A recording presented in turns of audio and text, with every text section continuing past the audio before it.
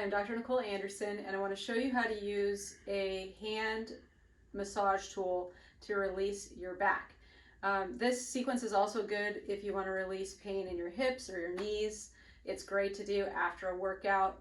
And you would do a different sequence if you were going to do something before a workout. So this is for after a workout to recover, stimulate hyaluronic acid release to help your joints to be more mobile and your muscles to be more mobile, and also helps stimulate recovery. Okay, so what you're going to do, I really like the Pure Wave, but if you're using a different hand massage gun, that's just fine. You can just apply these principles. Okay, so if you're using most hand massage guns, then you want to just use it on the muscles. Don't use it on the bones. If you have a Pure Wave, you can use it directly on bony areas, which is really nice. That's one of the reasons I really like the Pure Wave. But I'm just going to show you a sequence that you could do with any massage gun. Okay, so what you're going to do is turn it on the lowest level, because for recovery we want to do low level vibration. If you're going to do something before a workout, you want to do intense vibration. But if it's after a workout or if it's for recovery, then we want to do low level. Okay, so we're going to start with the adductors. So you're going to go just above your knee and leave it on the area for about 15 to 30 seconds. Everybody's a little different. If you start to itch, it's too long. You should feel kind of a sense of release happening. Okay, then you're going to go to the middle of the muscle. Same thing. You can do this seated. You can also do it laying down. It's a little bit easier seated because it's easier to reach. Okay, and then you're going to go really high up, as high as you can get on your inner thigh. Okay, so there's an area right in the middle of the thigh. That's where trigger points like to live. And up high and down low is where tender points live. And those are two different types of problems that can happen in your fascia that can cause pain in your knee or your back or your hip. But these are the key areas you want to hit. Okay, and it's okay to go up and down, but I would actually hold it on these key areas for 15 to 30 seconds. Okay, then another area that you want to really focus on is this strip right here. So it's not the front of your thigh and it's not the side of your thigh. It's kind of right in between the two, and there's a strip of tissue that goes down about 3/4 of the way down your thigh where trigger points like to live. Okay, and if you have trigger points, it's going to cause trigger points in this area cause pain in your knee actually. So releasing this area can really help knee pain. All right, so you can move it up and down, and if you find a sore area, then just leave it on the spot for, guessed it, 15 to 30 seconds. Okay, so we're just going to kind of move it around, find a sore spot, leave it on the spot for 15 to 30 seconds, and then move it to another spot. Okay, the other area to hit is your tensor fasciae lata. So if you have, your tensor fasciae lata is basically right where the pocket of your pants is. Okay, if you're wearing jeans or slacks. Right, so it's just going to be right in this corner spot, and just leave it on that for 15 to 30 seconds. Tensor fasciae lata tends to get tight, and that can cause pain and tightness on the outside of your knee. And the reason it tends to get tight is because of weakness in the muscles of your outside of your hip. Okay, so usually you just need to get stronger hip muscles, then tensor fasciae lata is going to stop getting trigger points in it. All right, the other area we want to work is where gluteus maximus attaches. Okay, so gluteus maximus, a lot of people don't know it, but it actually attaches right down here on the side of your hip. Okay, so pretty low, all the way down here. All right, so why would that be important? Well, if your gluteus maximus isn't contracting very well, then you're not going to be getting adequate support for your knees, hips, or back. Okay, so I'm going to do some vibration right on that to help release that area, 15 to 30 seconds. All right, and then you want to get your calves too. So what I like about, if you have a Pure Wave, what's nice is you can just actually use it kind of like a massage ball, and you can actually, oops, I turned it off. You can actually just rest your leg on it. And then don't sit like this, because then the vibration gets blocked by your hips. So lay down, and now the vibration can flow through your whole body, And it's going to actually help release your shoulders and your back by laying down. Just imagine it. Just think of how the vibration can flow. It's a wave. It can flow through your body when you're laying down. But if you're sitting up, now it's blocked. Okay? All right. But if you don't have a machine that has that capability where you could use it that way, then one thing that you could do is you could lay down so that you're still allowing that vibration wave to flow through your body a little bit better. You could use your Theragun or whatever gun you've got while you lay down and just work on the calf.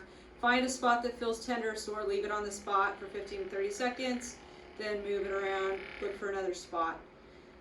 And then we're going to move it to, let's see, we did that. You can do the bottom of your foot. So for bottom of the foot, if you have a Theragun, it would be again kind of like this. And really want to target more the heel area, not so much this part of the foot here, just because the Theragun's a little intense. It's kind of a little probably too intense for most people on the bottom of your foot. You could injure your foot. So keep it more just on the heel where you have a fat pad and a lot of tissue. Okay? I wouldn't do it down here on this area with a Theragun. It's okay to do with the Pure Wave. It's a gentler tool. The Pure Wave's nice because it has all the capabilities of a Theragun, plus it has all these other frequencies that are more gentle. So it's a much more comprehensive tool. That's why I always recommend the Pure Wave over a Theragun or similar guns to the Theragun. All right, so we did the heel. Okay, then the next thing we're going to do is working our way up. We're going to do diaphragm. And so you just find your rib cage and you make sure you get it just right in the muscles, not on the ribs. Okay? And you're going to do 15 to 30 seconds here. And you usually, if you're in tune with your body, you're going to feel your back starting to relax. So if your diaphragm's tight, it puts pressure on your lower back and your shoulders and your neck. So releasing your diaphragm really helps all those areas. All right, next we're going to move it to your iliopsoas. So you find your belly button. It's going to be just to the side of the belly button. And you're going to leave that for 15 to 30 seconds. Make sure you do it both sides. Okay, and then we want to get the QL. So you've got a couple options for QL. You could lay on your side and get it just right in the QL here. So that's between your rib cage and the top of your hip bone here. But for some people, they don't have enough space. So the gun ends up kind of bumping up against the bones, and that's not a good idea. So if that's the case for you, then what you can do is you can lay on your stomach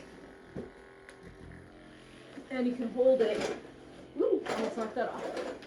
You can hold it to the side and make sure you're getting it on the flank there and not getting it on the bone, okay?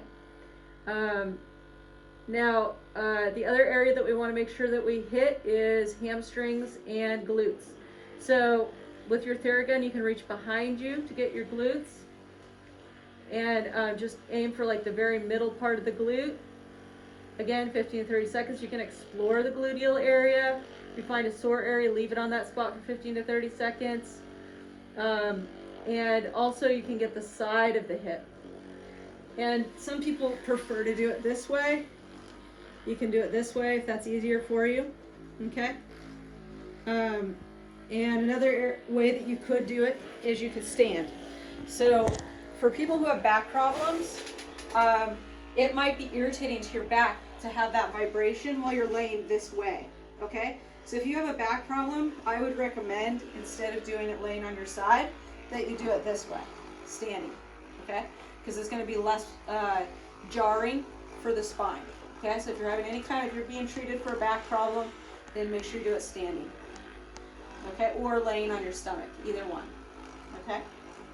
And so it's the same kind of principle. If you find a sore spot, just hold it on that spot until you feel it release, or 15 to 30 seconds. Hamstrings, that's the last one.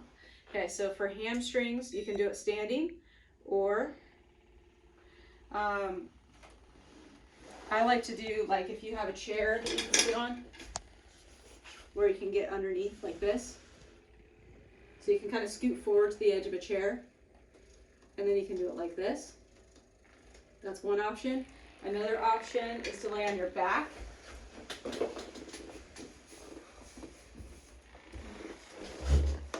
And you can do it this way, because it's just a little bit easier to do it these ways than to lay on your stomach and try to reach behind.